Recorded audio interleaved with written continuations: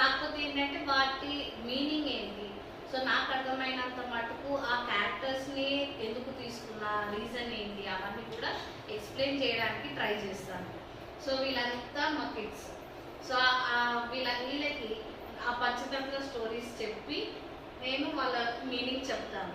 So దాంతోపాటు వీళ్ళు నేర్చుకుంటారు, వీళ్ళ లాంటి యంగ్ జనరేషన్ కూడా వింటే అప్పుడు చాలా యూస్ఫుల్ అవుతుంది. ఎందుకంటే ఈ స్టోరీస్ అనేటివి లైఫ్కి బేస్ ఇచ్చిన స్టోరీస్.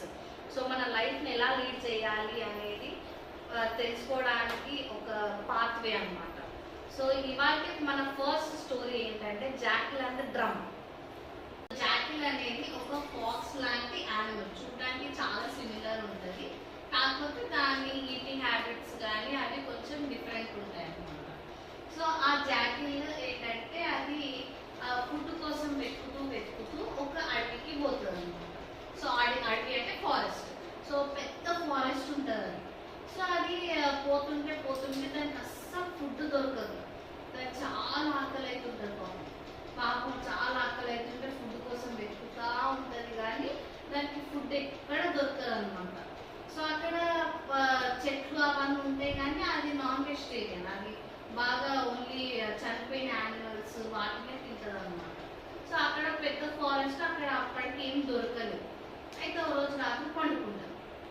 ఆ రోజు రాత్రి పండుకున్నప్పుడు పెద్ద పెద్ద సౌండ్స్ వస్తుంటాయి, డామ్ డామ్ అని చెప్పేసి సౌండ్స్ వస్తుంటాయి అన్నమాట.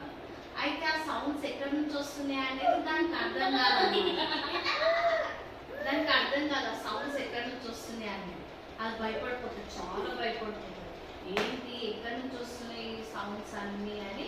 అసలు అది ముంగటికి వెళ్ళాలంటే ఇంకా భయపడుతుంది, కానీ ఆకలి అయితే తప్పదు, వెళ్ళక తప్పదు, వెళ్ళాల్సి వస్తుంది. ఇక వెళ్దామని చెప్పేసి ఇక ధైర్యం చేసుకొని ముంగటికి వెళ్తా ఉంటుంది అన్నమాట. సో ముంగటికి వెళ్తే దానికి ఏం కనిపిస్తుంది, ఒక పెద్ద డ్రమ్ ఉంటుంది అన్నమాట. ఆ పెద్ద డ్రమ్ అనేది ఆ అడవిలో చెట్ల మధ్యలో ఉంటుంది. అయితే ఒక చెట్టు బ్రాంచ్ అనేది దానికి తాకుతూ గాలికి అది ఢామ్ ఢామ్ అని సప్పుడు వస్తుంటుంది అనమాట. అయితే అప్పుడు దానికి రిలాక్స్ అవుతుంది. ఓహో ఇదేదో పెద్ద యానిమల్ అనుకున్నా నేను, కాదు ఇదేదో డ్రమ్మే, ఇది ఎవరో రాజులు దీన్ని ఇక్కడ వదిలేసి వెళ్ళిపోయినట్టున్నారు అని చెప్పేసి అనుకొని ఇక ధైర్యంగా మళ్ళీ ముంగటికి వెళ్ళిపోతుంది అనమాట. ఇదే స్టోరీ.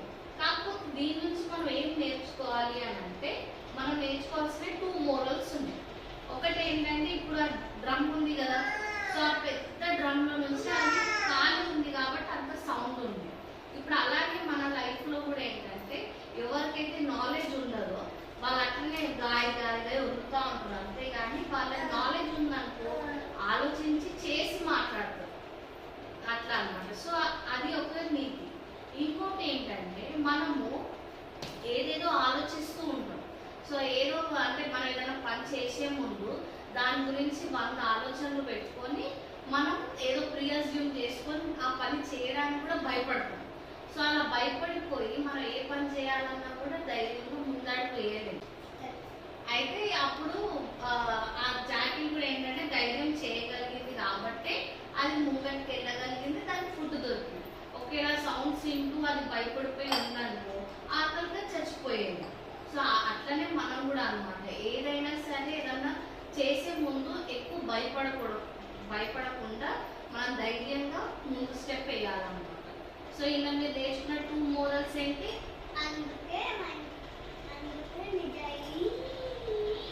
మోరల్స్ ఏంటి చెప్పండి.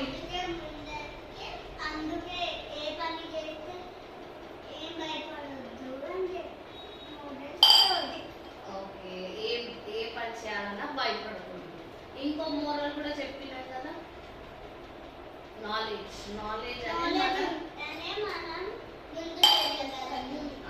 Very good. సో ఇప్పుడు మీకు అర్థమైంది కదా ఈ స్టోరీ నుంచి మనం ఏం నేర్చుకోవాలి. సరే, నేను క్వశ్చన్ అడగాల మీకు. ఇప్పుడు ఆ స్టోరీలో జాకిల్ని